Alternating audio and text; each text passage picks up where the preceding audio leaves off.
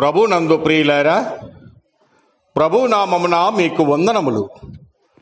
ఈరోజు దేవుని యొక్క వాక్య ధ్యానము సామెతల గ్రంథము 23వ అధ్యాయము 2వ వచనము.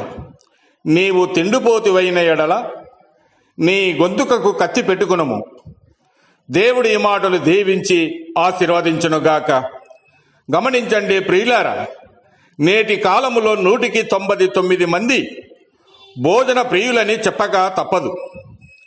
అలా అని భోజనము చేయకూడదని కాదు, కానీ మనము బ్రతకడానికే భోజనము చేయాలి, కానీ భోజనము కొరకు మనము బ్రతకకూడదని మనము గమనించాలి. చాలామంది ఈ తిండి కొరకు ఎంత తాపత్రయ పడుతూ ఉంటారో మనం గమనించవచ్చు. ఈ తిండి మనిషి మనుగడని ఎంతగా కృంగదీస్తుందో గమనించారా? మనిషి తిండి కోసము ఏమి చేయమన్నా చేస్తాడు. మనిషి యొక్క బలహీనత ఏమిటంటే అన్నిటికంటే ప్రాధాన్యత భోజనానికే ఇస్తాడు.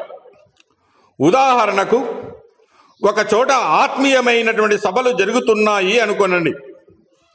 మరొక చోట అద్భుతమైన మంచి రుచిగల పదార్థములతో భోజనానికి ఆహ్వానం ఉంటే ఎక్కడికి వెళ్ళుటకు నువ్వు ఇష్టపడతావు?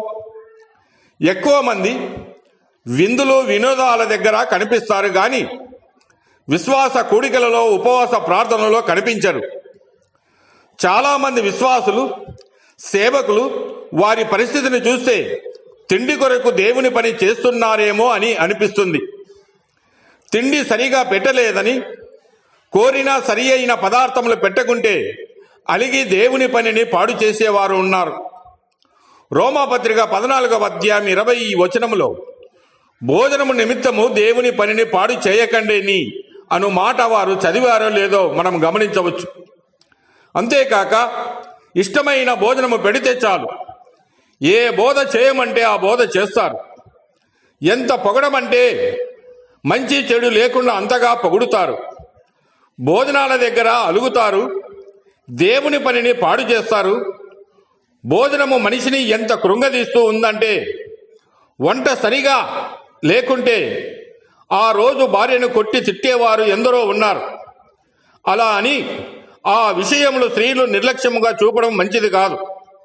ఆదికాండము 25వ అధ్యాయము 30 నుంచి 34 వచనాలు మనం గమనించినట్లయితే ఏశావు ఈ కూటి కోసమే ఉన్న అమూల్యమైన జ్యేష్ఠత్వమును పోగొట్టుకున్నాడు.